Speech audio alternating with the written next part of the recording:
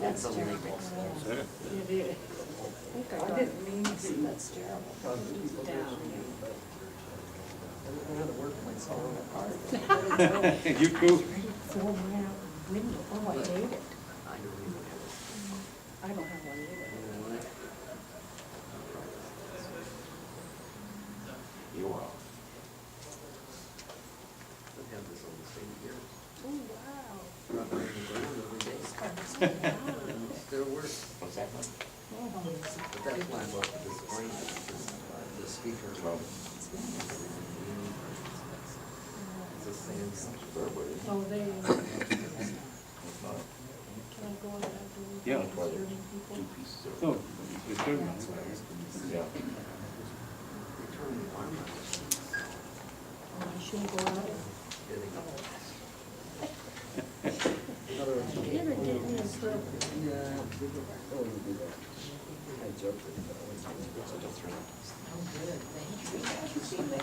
Do you want to take my, I was just over to see if he's got it. And I know, I fixed it today. Okay, this is Thursday, May 17th, 2018. Approximate time is 6:02 p.m. The Northern Arizona Consolidated Fire District regular meeting will now come to order. Can we give the invocation tonight? Just That one's sick this evening. okay. There we go. Can we answer something quick there?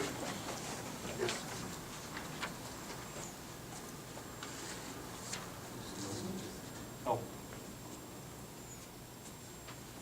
Hello?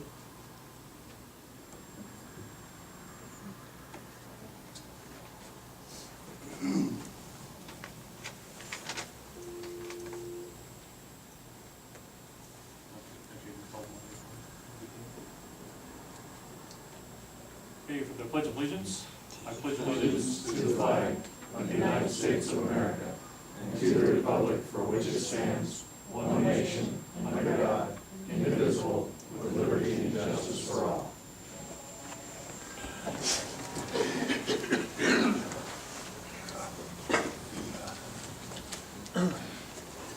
Let me tell the security stuff, that's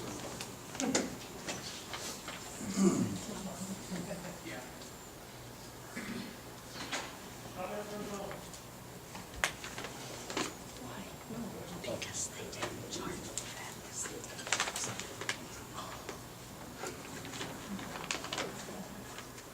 That's what I thought. the waiting for?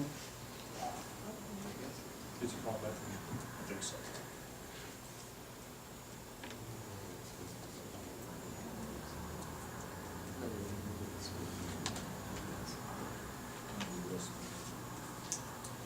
Yeah, let's go ahead and do roll call. Collins here. Bailey's here. Oh, All his. Okay, we're actually waiting for Eric Burke to call in. put together. Item number 4 is minutes approval for regular meeting held on 4/19/18. Anybody have any questions or problems with those corrections?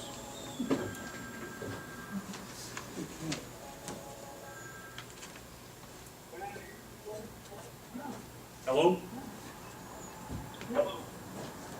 Okay, you're there? Eric?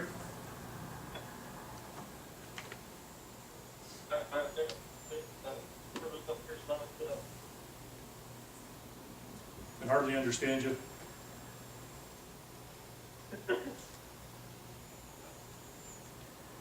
Have you got me? There you are. Can you hear okay? Yeah, yeah, I can hear pretty good. If I lose, I'll come right back. It's kind of spotty in a few areas.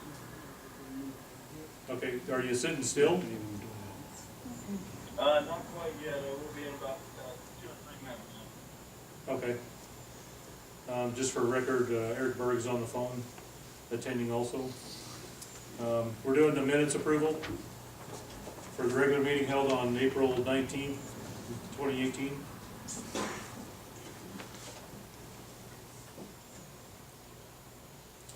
Good chance to review. Any questions or? Okay.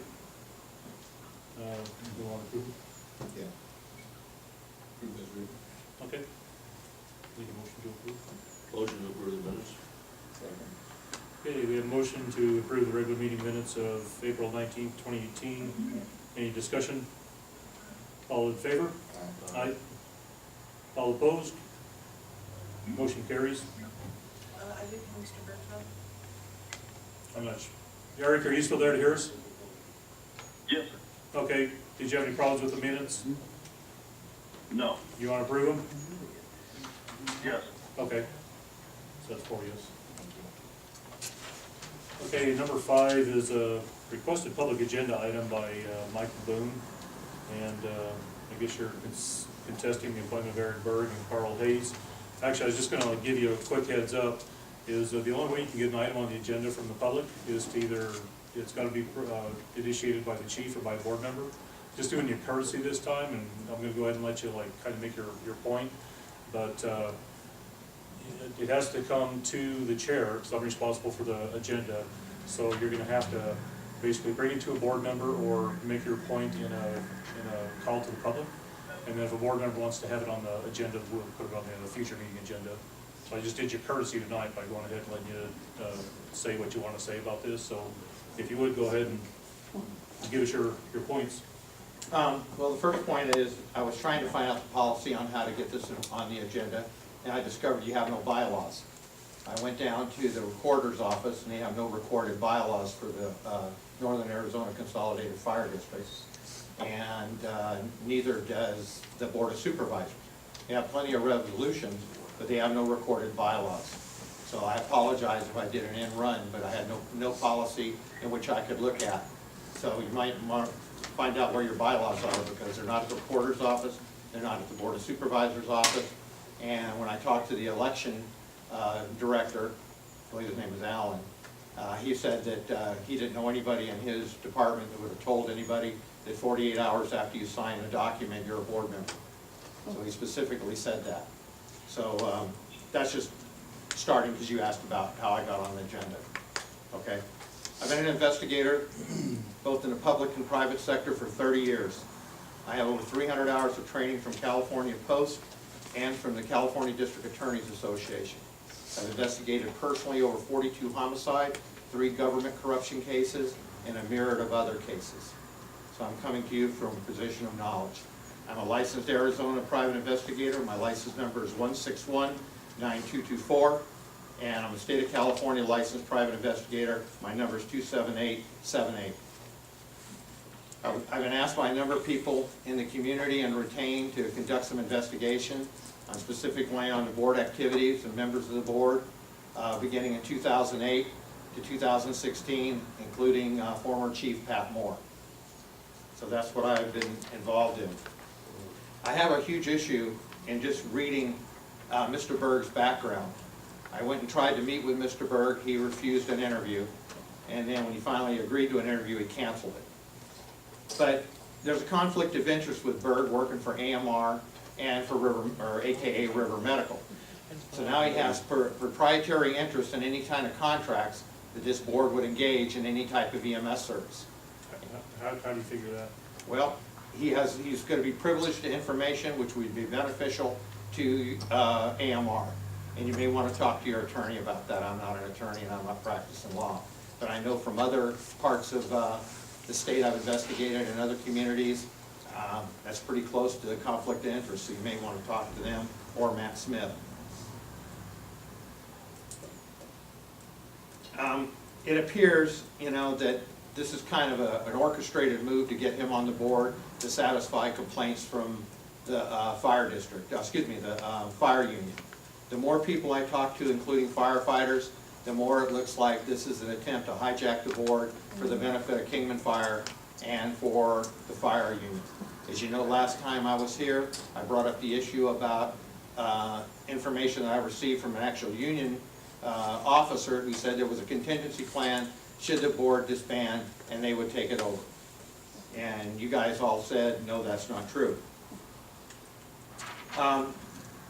He falsified his letter, Mr. Berg did, when he submitted it. He rattled off a bunch of incidents about how the board was run when he was here, Moore was here. I mean, that's patently not true. There's 53 firefighter openings while he was on the board. and Moore was the fire chief. And if you look at the financials and look at the repairs and pull them from the different agencies that don't have to have public records requests, you can see that there was a ton of fire equipment that was never serviced, maintained, or corrected, and fire stations were not staffed. So bringing him back on the board, what is that going to accomplish? The same exact behavior. While assigned to Valley Vista Fire, Valley Vista, Berg was disciplined by the Halapai Fire Chief for insubordination and failure to follow instructions. That's not a very good example for a board member. What fire chief? I believe it was Mr. Riccardi at the time. No. What department you said? Valley Vista. He was at the Valley Vista Station in the Halapai.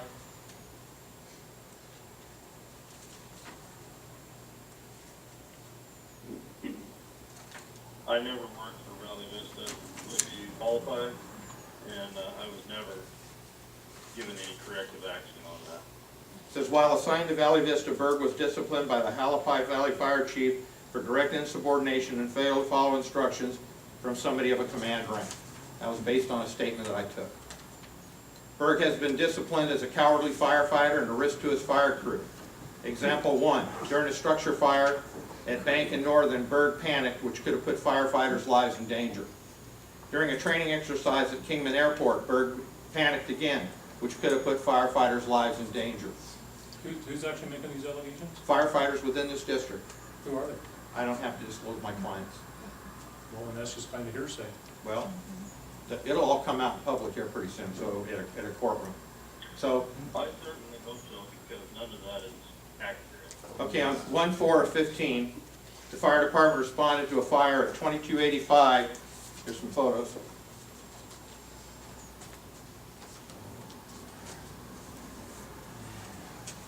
(2285) East Caliente in Kingman.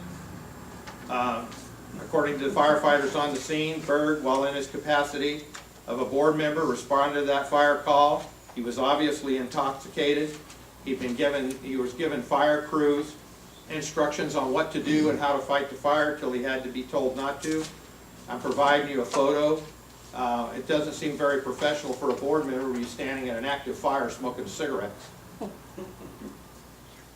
I interviewed fire investigator John Holmes.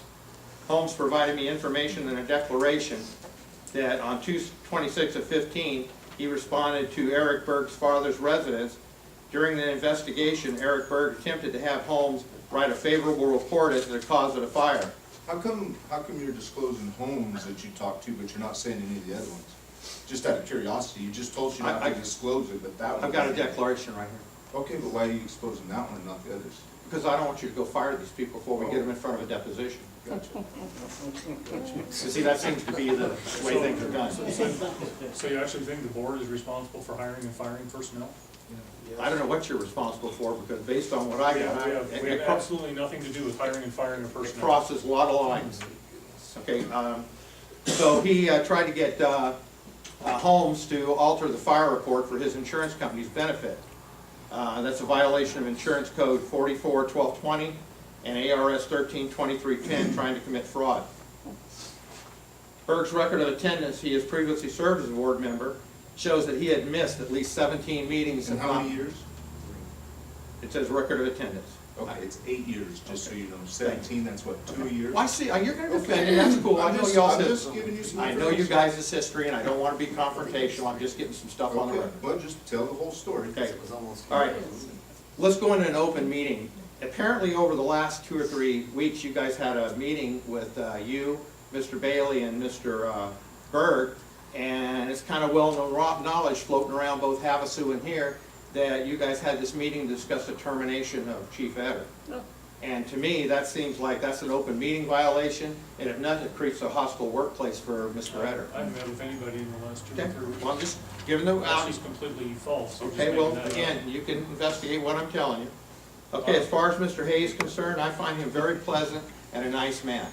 However, his resident doesn't meet, according to Mojave County Planning Department's definition of a residence. So does the county have a problem with where Carl lives? Well, if you let me finish, I'll get to that. It's not deemed a residence, there's been no permits pulled to build caretaker quarters within that location.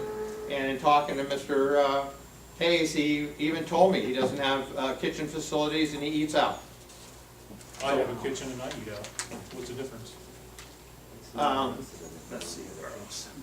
Yeah, I spoke to the planning department, Mr. Saby, there's your name. He's the one that pulled the permits, pulled the property and said that property is not deemed a residence. And he's the one that told me that there was no permits pulled to have a residence within there.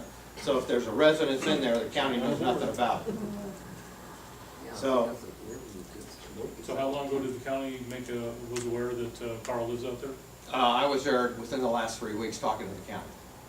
And they haven't done anything to follow up with anything? I don't know what they've done yet. If they don't have a problem with it, why do you have a problem with it? It doesn't meet the criteria. If you're gonna follow rules, you two gentlemen are big on following rules from what I understand. Follow the rules. Well, everything we've said, done, and looked at for the last 10 years has been investigated, and we haven't done anything wrong. Well, it depends on who's doing the investigation. Well, so far, there's been 2 counties actually do it, and Right. we still haven't been found with any. Well, kind of- this entire report's been submitted to Mojave County Attorney's Office. You're welcome to get it. I'm sure Mr. Watson and Mr. Auld know about it. It's also been submitted to the FBI and the Department of Justice. So we'll see if we can get an unbiased investigation. But you can't keep dancing around and not answering the questions because there's a lot out there. I'll tell you flat And out, thank- you and I don't want to appreciate talk to you me, taking the time. I'm not gonna talk to you. I don't want you to talk to me. That's fine. That's what they have a deposition Well, you're for. saying Eric didn't want to talk to you, I don't want to talk to you, and I'm not gonna come talk to you. Deposition. So based on that information, there's a term called deliberate indifference. You may want to look that up when you become deliberately indifferent to the public safety and the people you represent. That's fine. Is that it? That's Any it. comments or questions? I don't think we're supposed to ask questions. Yeah, it's on the agenda, so you can. On the agenda, you can update follow. Who hasn't been sworn in? So does he live No, you did not include me in that alleged meeting. I was gonna say, if you did, that's absolutely untrue, and anybody that told you that knows that it's untrue. Well, it is completely untrue. I haven't talked to Eric or Mike in the meeting. No, I talked to him and he said he wasn't part of it, but you're going to put somebody on that can't keep clandestine secrets. Is out talking to everybody.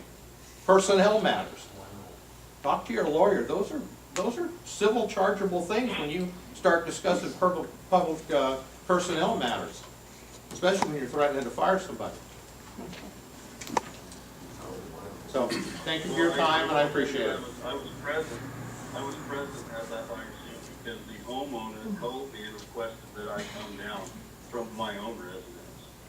That's a person that's a friend of mine, and they called me and requested that I show up.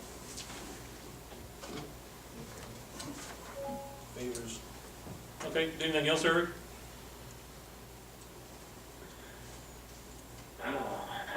No. Okay.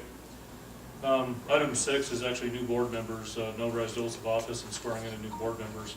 And we've never done anything like that. Actually, I was told by the county attorney that as soon as they file their paperwork, it's recorded, there's a 24-hour waiting period, and they are instantly board members. And when we actually came on as board members, there was no official swearing in. It was just filing the paperwork. So I had no idea. It was good to see if you wanted to expand on that at all, because I'm not familiar with what Well, you're... we reviewed previous board minutes when board members were added to the board in the last 8 years, and there were official swearing-ins by Charlotte Wells, attorney. Just gonna go to office board. I'm just telling you what the minutes say.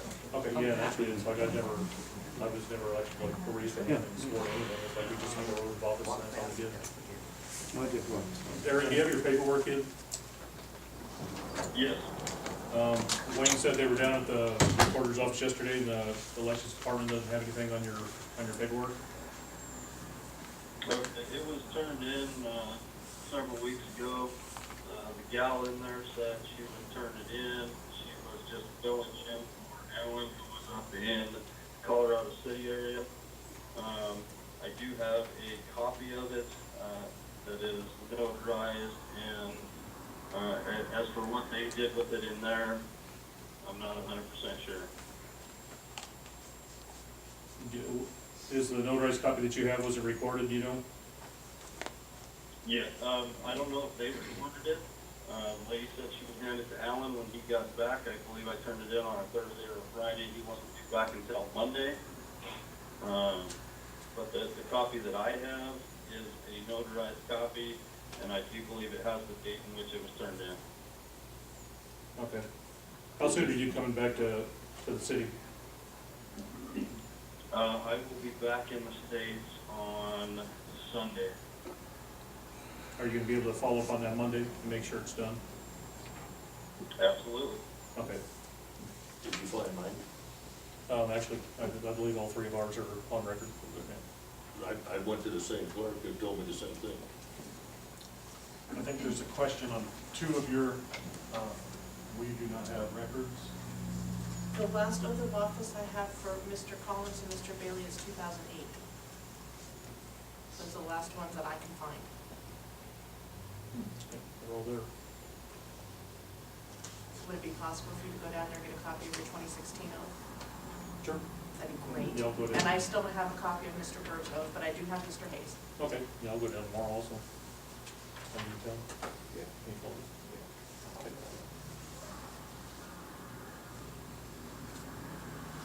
Alrighty, move on to reports and correspondence. And do we have any correspondence or other information of importance? Yes, we do. I have a memo from the fire chief to the board. It is my responsibility as fire chief to point out that there's a continued strained relationship between the board and myself. Board members continue to spread gossip and false statements undermining my authority as fire chief. The following are being brought to your attention to demonstrate the continued duress I am facing as fire chief of this district. Directors Bailey and Collins filed questionable statements against me to obtain criminal indictments through the grand jury. This dubious information then was perpetuated by the Mojave County Attorney's Office and the Deputy County Attorney to secure indictments. This is a violation of ARS 2907.01. These actions have placed undue stress on both my family and myself. I have had a financial loss based on this indictment in the form of legal fees, which I would not have been subjected to if a thorough investigation had been completed by MCAO investigators. I have documentation to support these facts.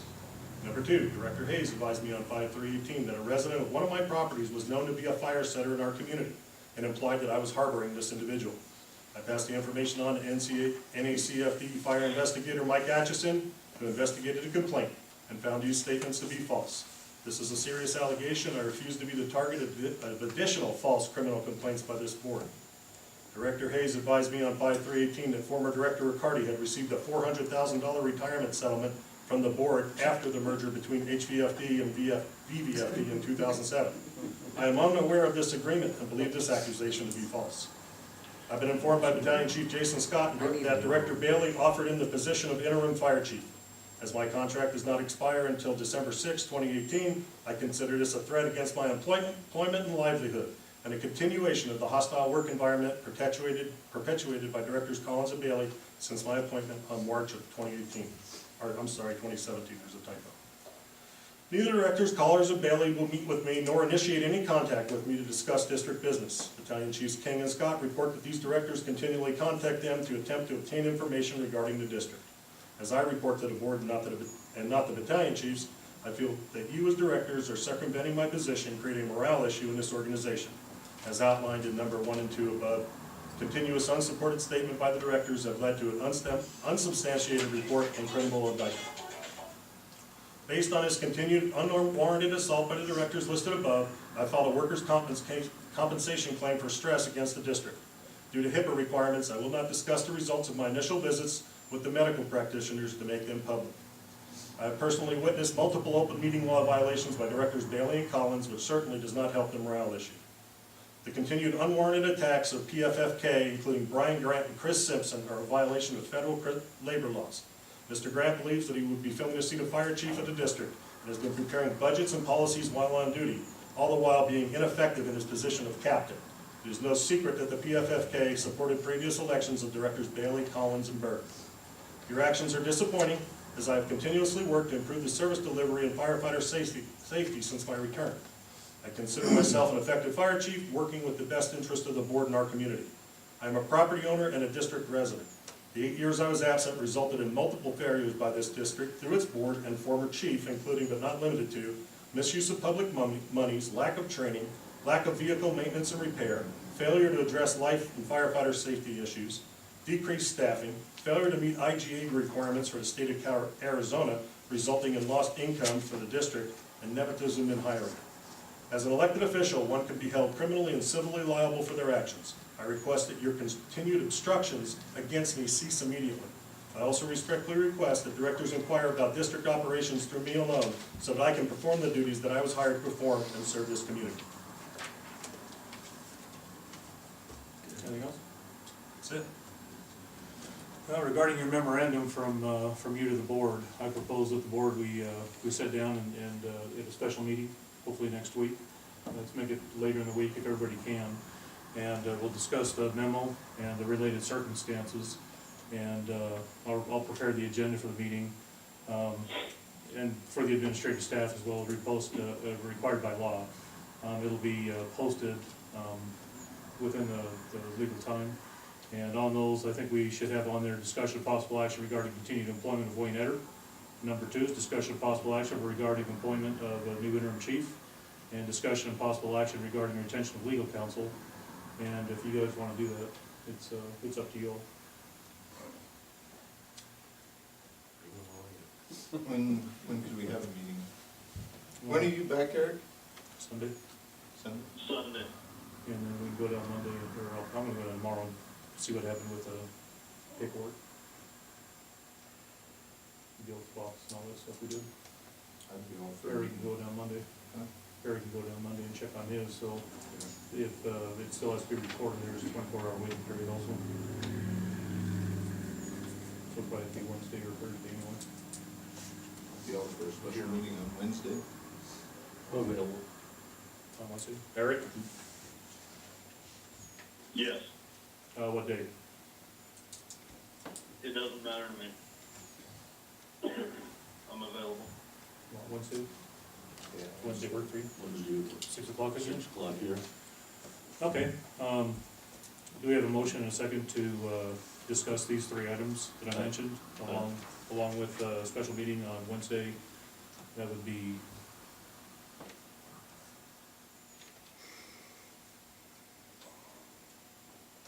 May 23rd at 6 o'clock.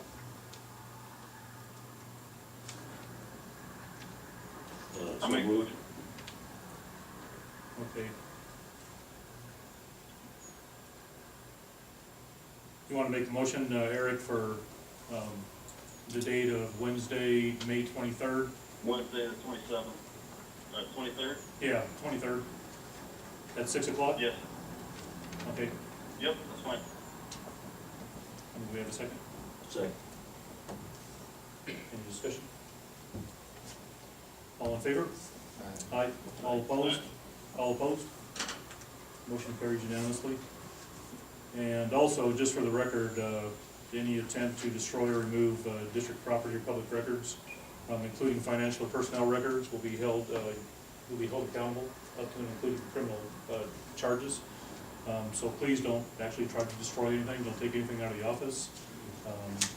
We'll work it all out next week. Unless you have any questions or anything else. No questions? Okay.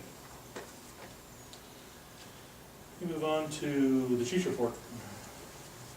Our chief's report's in front of you, along with the information on response issues and a newspaper article on the new water tender. The new water tender is out today. Update on repairs is provided. We did complete the run cards with Kingdom Fire, so they're all complete. And for training, we completed hazmat awareness this week for the new volunteers.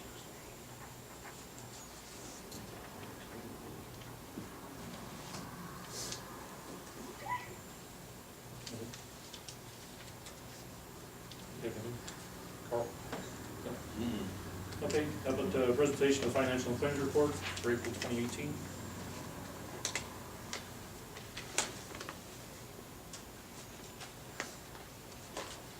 Did you have a good chance to review that?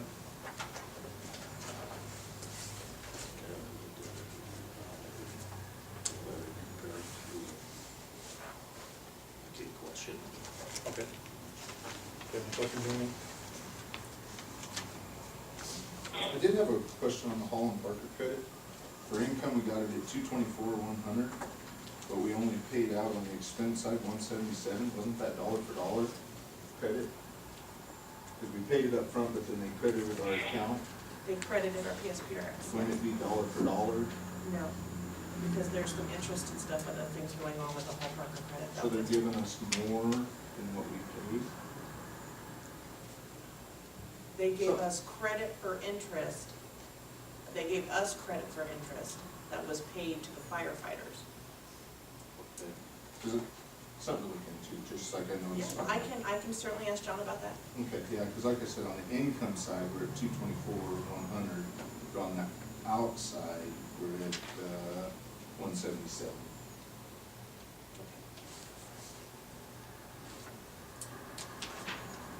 Okay, we have a motion and a second to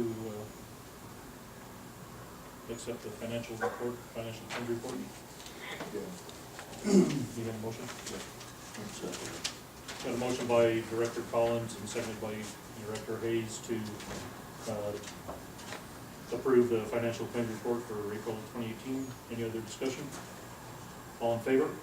Aye. Eric? Aye. All opposed? Motion carries. Now we got a budget committee report. I spoke with Director Collins this evening. We had requested some numbers from Mojave County Assessor's Office that were supposed to be here last week. They did not arrive. One of the things I asked for was to have them break out the different incomes for the various districts. So I provided you a supplemental page that looks like this. I discussed it with Director Collins tonight. So you will see that District 31, if you look, I have them break out primarily districts 31, 32, and 33 based on our run card maps. The total tax that will be assessed in District 31 next year will be $774,000. District 32 is a little over 1.1 million, and District 33 is a little over $233,000. I also had them pull out, in case we lost the airport or the industrial park, how much we would lose. And you will see there that District 32 from the airport, if we were to lose the industrial park, we would lose approximately $652,000 from our budget. That would leave the District 32 budget right around $500,000. So this gives us a better starting point of knowing where the money's coming from in the district, what would happen for the future. I talked to Director Collins tonight, and we talked about possibly preparing two budgets, one for a regular income and one for in the event that we were to lose the industrial park. What does cannot be located? This item you have on here cannot be located, there's $158,000? That $158,000, I'm sorry, is centrally assessed properties. That would include power lines and railroads. Unfortunately, the assessor can't tell us exactly where those items are, so we don't know if they're in the industrial park or if they're in other parts of the district. Also, that's a potential. So it's an income that we would get, but we don't know exactly what district it falls in. Okay, so if this is at the airport, we could potentially lose another $158,000? Exactly. Okay. So that could actually be anywhere from like 600 or you said about $500,000 to, or the proposed loss, we're gonna have about 650,000.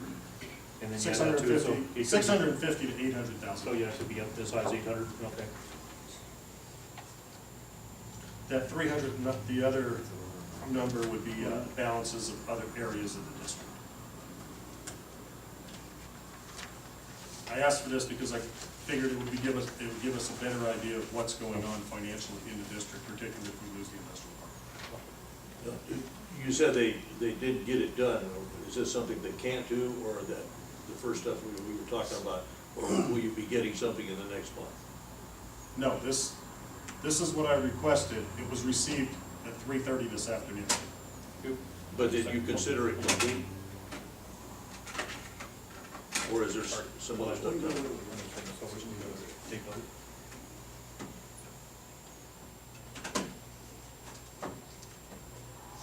Okay, go ahead again. Do you consider that a complete answer, or is there stuff that they didn't find and they're gonna get to you in the next month?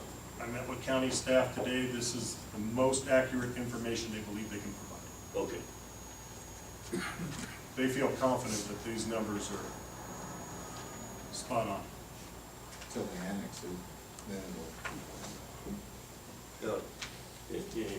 indicated to me that it was illegal for them to take the industrial park away from, they can't take part of this district. Now, is that? No, I did not. I notified you that it can't take the entire district. That's what I told you. I told you that the entire district cannot be annexed. So they can take a piece of it They anytime they can want? take pieces of it, but they cannot take the entire district. That's what I told you was illegal. That's a violation of the Arizona revised statutes. And the reason being is because there are multiple water service boundary lines. The city of Kingman is not permitted to cross a water service, a water boundary line.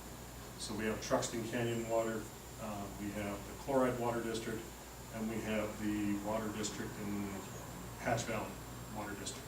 So those are all individual water districts. And by Arizona law, if you're a proprietor of a water system, such as the city of Kingman, you're not allowed to cross another water boundary line simply because of laws.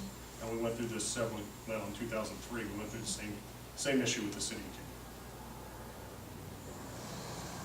So there's really nothing holding them back from taking the industrial park if they decide to annex that section of land on the other side of the railroad tracks? No, sir. The limited information that we've received from the Kingman Daily Miner and from the Mojave County staff today was that the city was interested in annexing the vacant land around the airport. They showed nothing that had been listed about being the annexation of the industrial park at this time. Well, I've had discussions with the city over many years about this, and there's no development in the land you're speaking of. That will all be built out by developers.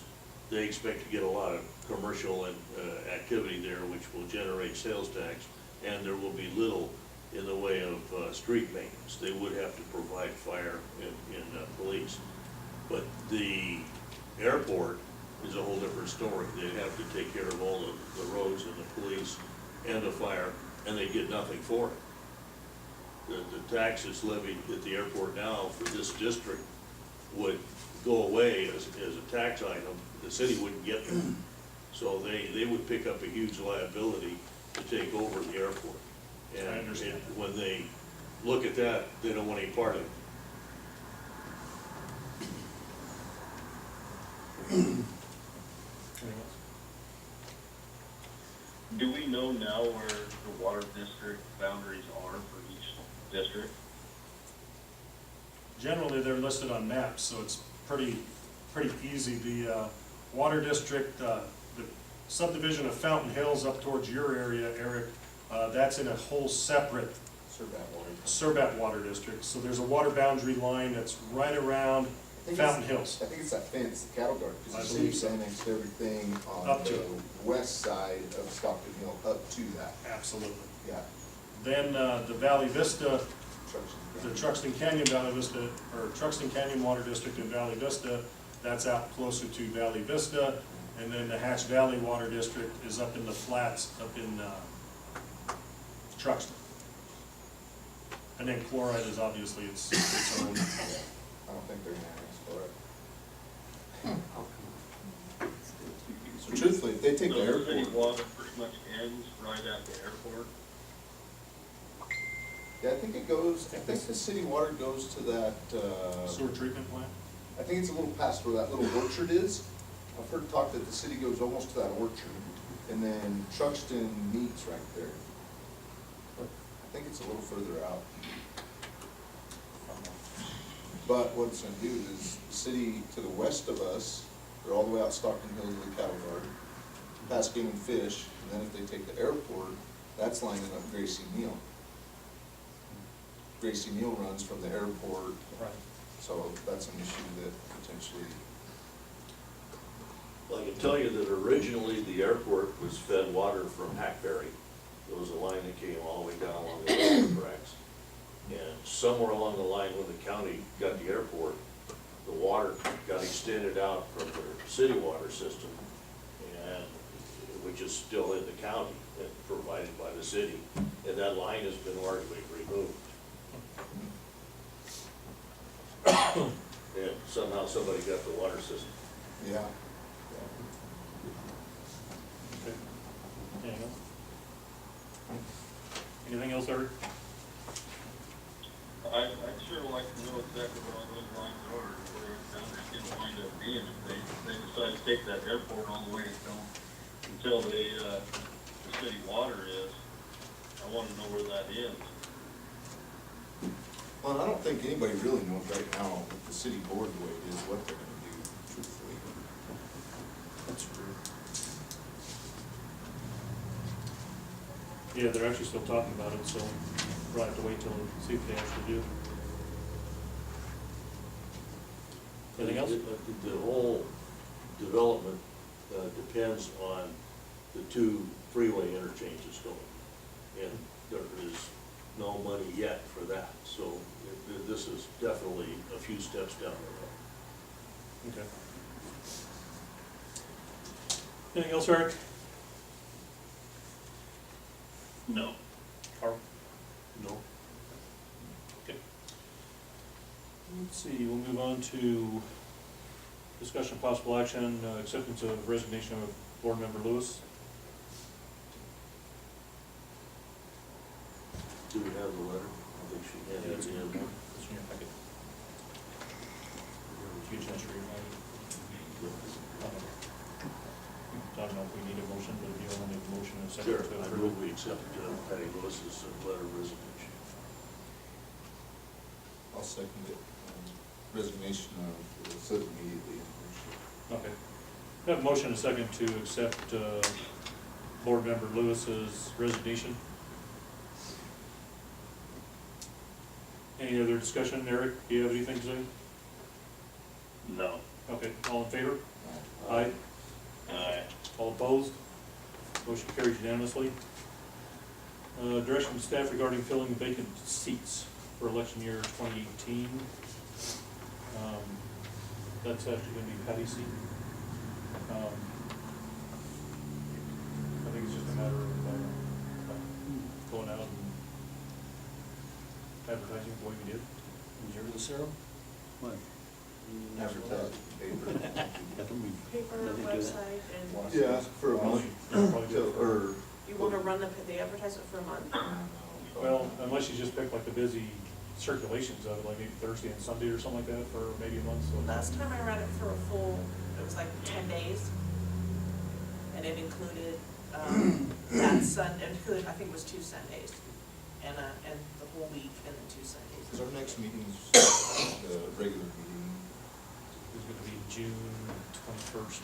June 21st, so if we could have applicants by June 21st, that gives a little more time than the last rush we had. So, June 20th deadline? okay.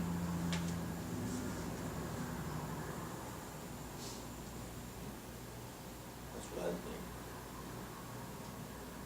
So you want a 2-week run in the minor and website and Facebook?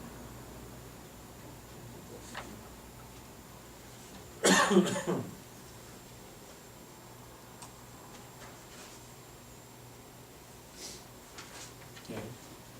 Okay. Okay, then discussion possible action for authorizing the fire chief to proceed with safer grants. Yeah, we applied for 2 safer grants this year. The first one is the FEMA hiring grant. So this year, we had the opportunity to apply for a grant that would be just for 3 firefighters to staff Station 33. There's a 3-year program where the FEMA pays the federal share of 75% for the first 2 years, 35% of the 3rd year. There is no legal requirement to continue after the 3 years of funding. However, there is a legal requirement not to lay off firefighters during that 3-year period. I've given you the numbers on what it would cost per year. So the federal share for year 1 would be $156, whereas our share would be $52,000. Now that covers 3 firefighters. That's salary and benefits. And then you work on down a little bit and you see the 3rd year, we would cover $135,000, where FEMA would cover $72,000. FEMA has requested that all boards be notified of the FEMA requirements, of the grant requirements, and have the board chair sign a letter and return it to them. This does not say that you have to accept the grant once it's awarded. This is simply saying, we understand, the fire chief has explained the safer hiring grant and what the responsibilities are. So I would like the board's authorization to go ahead and have Mr. Bailey sign this so I can forward it to FEMA, that we understand the requirements and that at a later date, if the grant is actually awarded, because we have not been awarded the grant just closed. But this does allow us that if we decide that we want to accept it at a later date, we do have that option. And you said this is a 3-year, not a 6-year? No, this is a 3-year. It's been dropped to 3 years, 75% federal share for the first 2 years, 35% for the third year. You said it was closed, or it's not closed? I'm confused. There's a limited application period. It's usually about 30 to 35 days. So what we have to do, we have a grant team here. It's myself, Tim King, and Captain Rick McShay. So when a grant opens, we work on it to try to get it done because of the board meetings and the requirements. And at times, we did this, I believe, 2 months ago, we had to come back, okay, we had a window, we applied for the grant, we come back to the board and say, we applied for this grant, this is why we applied for the grant, and then the board either does a resolution or a letter to say, okay, we understand, and we will potentially accept this grant. But when the grant is awarded, you have a denial option. So it's like almost impossible for us to get the grants and the board meetings in the same cycle because of all the information has to be provided.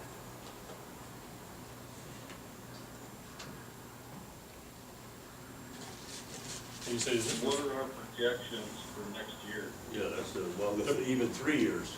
okay, the 5-year projections from Mojave County, barring any annexations by the city of Kingman, are 10% a year. So this, For the next 3? for the next 5. 5. So what Mojave County has said, and in the scheme of things, in our budget, $52,000 the first year is not that big a deal. That's basically the cost of one firefighter. By the third year, you're basically paying for 2 firefighters and getting 1 free. So the budget, I spoke with the assessor, she said that we are on track for about a 10% increase per year. And that's consistent with what we're getting this year. I think didn't they have like some kind of legislation where the fire districts, it doesn't matter how much you lose in 1 year, you're only allowed to gain 5%? I think there's a cap on 5% growth, Okay. regardless of like if there's 10% growth. Like, I think we need to explore that also, because I don't know if we're actually gonna get 10. I think it could actually be limited to 5, because it seemed real unfair when the legislators did that. You could lose half of your property value for your whole district, and then it would actually take you 10 years without any other increases in anything to actually make it back to where you were, you know, in 1 year's loss. The county assessor said we could expect up to 10%, and that it would level off at the end of that 5 years. And that's what I'm going by. Director Bailey, I can only go by what the county assessors tell me. Is this based on projected increase in values? Yes. Of existing property or Yes. or new property? Existing tax values. Well, so she's already decided to boost the value 10% a year. So Well, you said you got the numbers from the, 10%. Okay. The numbers come straight from the Mojave County assessor, Gene Kinch. I don't, and all the information on budget projections and everything else that I've been providing to the board and to Director Collins is all coming directly from Gene Kinch. And I think I've been copying you on, I didn't copy you today on the email because it came so late in the day. you wanna go downtown tomorrow, and like get a hold of Coral Lloyd and see if she can. And just from last budget year, the current year we're in, to the projected next year, we're looking at 6.25% increase. Just from this fiscal year to next fiscal year. Because there's also changes in essentially assessed values. Yeah, that's a raise. And the fire district, so she's kind of given us the whole thing, because she brought somebody in special just to talk about centrally assessed values. So she's saying that up to 10%, and she said you're already over 5% this year, so she goes, you can pretty much bet on that for the next 5 years until it levels out. Actually, it's because we were told that actually a while back, I don't know how long ago now it was on, I'll ask Coral Lloyd, also Marlon down there. She's like, finance director for the county. I've known her for a long time, just see if she actually had any, because I remember we were told that, but, I mean, I hate to be restricted to 5%, we can actually do more than that. She's playing on the county budget, so she ought to know this. Right. Well, I mean, actually, just the laws, if we're only gonna allow to grow 5%, or if we can actually grow 10. I think it was 8% is what the. Yeah, we kind of like to find out for sure.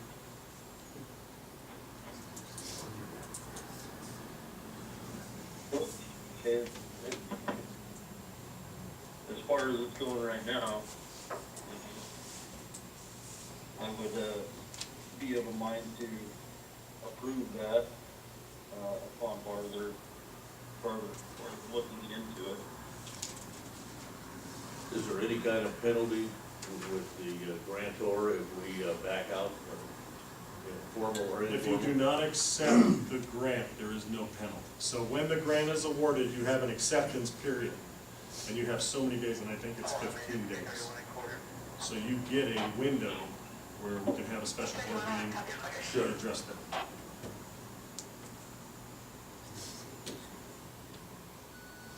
Actually, if anybody, we'd have to have a motion second to actually have the chief proceed with that.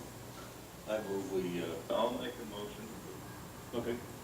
I'll make a motion to approve that, upon further investigation of what might we get, as far as,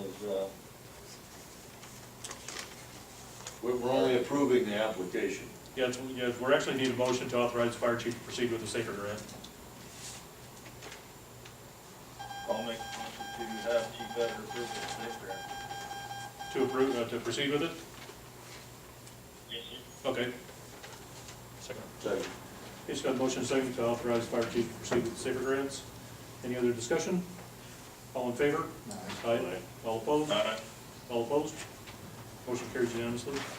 There's a second part of the SAFER grant that I'd like to discuss. So there are actually two SAFER grants. There's a hiring grant, which we just discussed, and there's a volunteer grant that's a 4-year grant, 100% funded. There's no matching. So I've given you a 2-page summary of the volunteer recruitment and retention. Did you not get yours? No. Did we not get it out in the paper? I gave it to you at the beginning of the meeting. I handed you 3 It's papers. in- Oh, it's on that, okay. Which means it's in your book. I was gonna say. Yeah. So, the department, there's no way the department can ever return to pre-staffing levels of 2008, 2009. So a volunteer program is absolutely the only way that we're gonna be able to do that. So FEMA recognizes that, and so they have a 100% program for 4 years to provide money for departments to develop their programs. And one of the prime components of it is what's called a recruitment and retention coordinator. This is a full-time civilian non-safety retirement. The person cannot be covered under PSPRS, and the individual cannot actively fight fire. However, he can function in a support role such as incident commander, safety officer, water supply officer, water tender operator, or logistics and support. So this position, for 3 years, the salary, for 4 years, this is a different grant, this is 4 years. For 4 years, the salary and benefits for this position would be $345,000. So that basically equates into a starting of $68,000 a year and a 3% raise every year, because you have to calculate in cost of living into it. So I think that by the 4th year, this position was be making like $73,000, $74,000 a year. It's a 40-hour week. It's responsible for recruiting, retaining, doing all the training, all the documentation, all the grant management. And it would be a 40-hour Monday through Friday, not necessarily a Monday through Friday position, because of volunteer training on weekends and evenings, so that it would have a variable 40-hour week position. So that's the first component of the grant. The second component would be the training, and this is basically just for training materials, videos, tuition assistance. This would allow the volunteers to be trained up to the firefighter 2 level and eventually up to the EMT level. And then there's a benefits caveat on the next page where the volunteers would receive group term life policies, accidental death and dismemberment, basically a supplement to workers' comp. One of the big concerns in the United States about by volunteer firefighters is that if they get hurt on as a volunteer, they get a fictitious wage. So, and that fictitious wage could be somewhere around $300 a month. So if somebody is making decent money out there, a supplemental program allows them to meet at least closer to what they're making on the outside, and they don't lose their homes. There's a length of service award program, awards incentives, and then also as volunteers complete their training, they're eligible to get structural protective clothing and wildland protective clothing. So all this is calculated into this for $264,000. This will not buy protective clothing for every volunteer because we already have a grant in place to outfit the volunteers. So this is just for volunteers coming in the future down the road. It also includes money for marketing, which includes media ads, recruitment, videos, and radio ads, etc., which comes to $66,000 over the 4 years. So the grant would be awarded over 4 years at $693,000. It varies a little per year based on what's expected of the grant. The benefits, it gives us trained personnel. So we could start recruiting high school seniors, say, hey, come be a volunteer, and in a 2-year period, we're getting somebody that's a certified firefighter out there, and he could potentially come on to the district as a full-time firefighter, but we're gaining his support and response during the year. We do find volunteers that have no interest whatsoever in being full-time firefighters, but this allows us to do the training that's required. Implementation, starting out, we'd have to recruit and hire a coordinator. We'd have to market and recruit volunteers, train the volunteers, and then we have already established a schedule. You have to establish a schedule by the grant. And so I've outlined it. Within 24 months, FEMA expects them to be certified as an NFPA Firefighter 1. Arizona says Firefighter 1 and 2 are basically at the same time. And once they get done with their Firefighter 1 and 2, they would be certified as emergency medical responders, and then they would be eligible for the EMT scholarship funding that's written into the grant. As we know, that NFPA has not been formally adopted in law in Arizona. They're not required to be certified, but under the FEMA grant, they said, okay, we're trying to get the volunteers certified, and this is the whole program that they've done to do it. This program has been in effect for at least the last 10 years that I know of, and a lot of departments are greatly benefiting from having trained volunteers. One of the other things that we were looking at, some areas have resident volunteer firefighters, where the volunteers are students, they're going through training, they're here, and we're able to use them on shifts. So it's an added benefit. Not only would we have volunteers in the community, but we'd have volunteers that would spend shifts, and the goal would be to have increased staffing on our engine companies. And that's it on it. There is no requirement for the board at this time to take any action whatsoever on it because it's a 100% funded grant. So I'm just notifying you that we did apply for it. This is a summary of what was applied for. And at this point, we have to wait and see what turns out. And if you want to accept or deny at that point, it's up to the board. What's our current minimum department standards? We have various levels of volunteers. So we have a support volunteer that comes in and gets 24 hours of training, and he can come to a fire scene and not fight fire. He learns basic safety. He helps out on scene, whether it's changing air bottles or things like that. Then we have an exterior, and this follows NFPA standards. All of our training follows the NFPA standards. Is that in our SOPs? Do we update that, or is this? Our SOPs are not updated. This is all done through our training program. So we have checklists, we have everything, and how it meets OSHA standards, all those things are built into the program. Then we have an exterior firefighter, which is a wildland firefighter. You have to have that training before you become a firefighter 1. Then NFPA has a position called entry-level firefighter, or basic firefighter skills. That prepares them to do structural firefighter training, and then they enter into firefighter 1 and 2 training. So all the while, these different levels allow them to respond to emergencies, and we have the EMR program plugged into that to allow us to get medical responders. We all start out with they all start out with first aid and CPR, progress into EMR, and then eventually into EMT.